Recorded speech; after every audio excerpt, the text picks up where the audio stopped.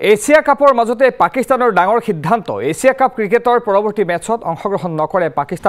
পাকিস্তানৰ সংবাদ মাধ্যমত প্ৰকাশ পাইছে খবৰ আজি ইউনাইটেড আৰব এমিৰেটছৰ বিৰুদ্ধে আছিল পাকিস্তানৰ মেচ ভাৰতৰ সৈতে হোৱা মেচৰ পাছতে সৃষ্টি হৈছিল বিতৰ্কৰ আমি জনাইছো গুৰুত্বপূৰ্ণ খবৰ এছিয়া কাপৰ মাজতে পাকিস্তানে এক ডাঙৰ সিদ্ধান্ত লৈছে যে এছিয়া কাপ ক্ৰিকেটৰ পৰৱৰ্তী মেচত অংশগ্ৰহণ নকৰে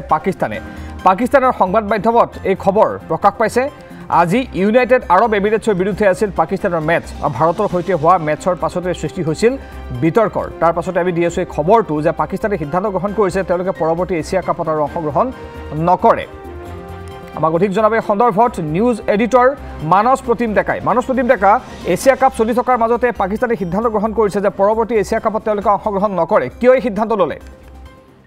মানে নীলোৎপল পৰৱৰ্তী খেলকেইখনত অংশগ্ৰহণ কৰিবনে নকৰে সেইটো একেবাৰে স্পষ্ট হোৱা নাই যদিও আজিৰ মেচখন এক প্ৰকাৰৰ পাকিস্তানে বৰ্জন কৰাটো প্ৰায় স্পষ্ট হৈ পৰিছে ইতিমধ্যে পাকিস্তানৰ এটা চেনেল জিঅ' নিউজে এই কথা সদৰি কৰিছে বা তেওঁলোকৰ পৰা পোৱা তথ্য অনুসৰি পাকিস্তানী দলটো এতিয়ালৈকে হোটেলৰ পৰা ওলাই অহা নাই তেওঁলোকৰ আজি ইউএইৰ লগত খেল আছিলে কিন্তু যিহেতু 8 বজাৰ পৰা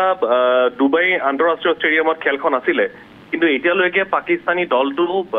হোটেলৰ পৰা ওলাই অহা নাই ইয়াৰ অৰ্থ এইটোৱে ইতিমধ্যে দলটো হোটেলত উপস্থিত হ'ব লাগিছিল কিন্তু এতিয়ালৈকে তেওঁলোক ওলাই অহা নাই ইয়াৰ অৰ্থ এইটোৱে যে তেওঁলোকে এই মেচখন বৰ্জন কৰিছে তাৰ অন্যতম কাৰণ হৈছে যিগৰাকী এনডি পাইক্ৰফ্টৰ কথা বাৰম্বাৰ পাকিস্তানে অভিযোগ উত্থাপন কৰি আহিছিল ভাৰতৰ বিৰুদ্ধে যিখন মেচ হৈ গ'ল সেই মেচখনত কৰমৰ্দন নকৰাক লৈ গোটেই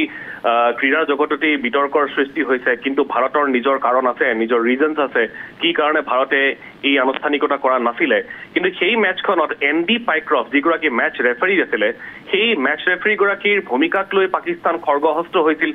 আৰু সেইগৰাকী মেচ ৰেফাৰীক এছিয়া কাপৰ পৰা বাহিৰ কৰিবলৈ পাকিস্তানে আবেদন জনাইছিল আইচিচি লৈ আৰু তেওঁলোকে দাবী কৰিছিল যদিহে পাইক্ৰফ্টক তেওঁলোকে এছিয়া কাপৰ পৰা বাহিৰ নকৰে তেতিয়াহ'লে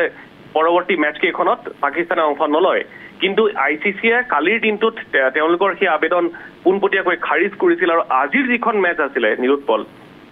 আজি পাকিস্তান আৰু ইউএইৰ মেচখনত সেইগৰাকী এনডি পাইক্ৰফ্টকে মেচ ৰেফাৰী হিচাপে দায়িত্ব দিয়া হৈছে হয়তো এই বিষয়টোত আৰু অধিক খৰ্গহস্ত হ'ল পাকিস্তানী টিমটো যাৰ ফলত তেওঁলোকে এই মেচখনত এক প্ৰকাৰৰ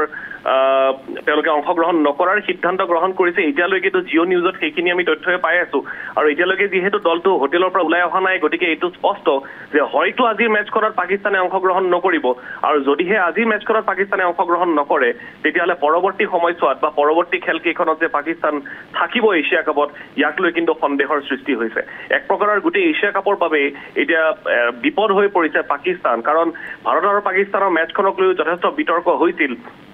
বিভিন্ন কথা বতৰাৰ মাজতে ভাৰতে মেচখনত অংশগ্ৰহণ কৰাৰ সিদ্ধান্ত লৈছিলে কিন্তু ইতিমধ্যেই আমাৰ যিগৰাকী অধিনায়ক সূৰ্য কুমাৰ যাদৱ তেওঁ স্পষ্ট কৰি দিছিলে যে আমি কেৱল খেলৰ বাবেহে আহিছো কেৱল খেলৰ স্বাৰ্থত আহিছো খেলৰ খাতিৰত আহিছো তাৰ বাহিৰে পাকিস্তানী দলটোৰ সৈতে আমাৰ কোনো ধৰণৰ সম্পৰ্ক কোনো ধৰণৰ আনুষ্ঠানিকতা কৰিবলগীয়া নাই আৰু কিছুমান কথা স্পৰ্টছমেন স্পিৰিটতকৈ ঊৰ্ধত বুলি সূৰ্য কুমাৰ যাদৱে ইতিমধ্যে কৈ দিছিলে গতিকে সেই কথা পাকিস্তানে ভাৰতৰ তৰফৰ পৰা সেই মেছেজটো স্পষ্টকৈ পাই গৈছিল ইয়াৰ পাছতো পাকিস্তানে স্পৰ্ধা দেখুৱাই আইচিচি লৈ ভাৰতীয় দলটোৰ বিৰুদ্ধে তেওঁলোকে অভিযোগ দিছে তেওঁলোকে এনডি পাইক্ৰফ্টৰ বিৰুদ্ধে তেওঁলোকে অভিযোগ দিছে কিন্তু আইচিচিয়ে তেওঁলোকৰ সকলো অভিযোগ খণ্ডন কৰিছে আৰু পাকিস্তানক খেল খেলি থাকিবলৈ এক প্ৰকাৰৰ আহ্বান জনাইছে কিন্তু আজিৰ মেচখনত যিহেতু এনডি পাইক্ৰফ্টকে মেচ ৰেফাৰীৰ দায়িত্ব দিয়া হৈছে হয়তো সেই কথাটোৱে হুলে বিন্ধিছে পাকিস্তানক আৰু সেই কাৰণেই দলটোৱে আজিৰ মেচখনত অন্ততঃ অংশগ্ৰহণ কৰিবলৈ সন্মতি প্ৰকাশ কৰা নাই এতিয়ালৈকেতো সেইটো ইংগিতেই পোৱা গৈছে নীলোৎপল হয় ধন্যবাদ জ্ঞাপন কৰিছো আপোনাৰ মানস প্ৰতিম ডেকা সবিশেষ তথ্যখিনি জনোৱাৰ বাবে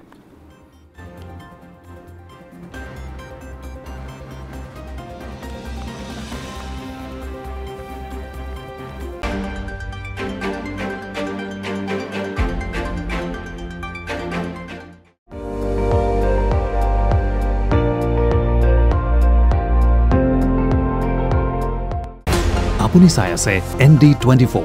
সৰ্বশ্ৰেষ্ঠ নহয় সৰ্বোত্তমৰ দৌৰ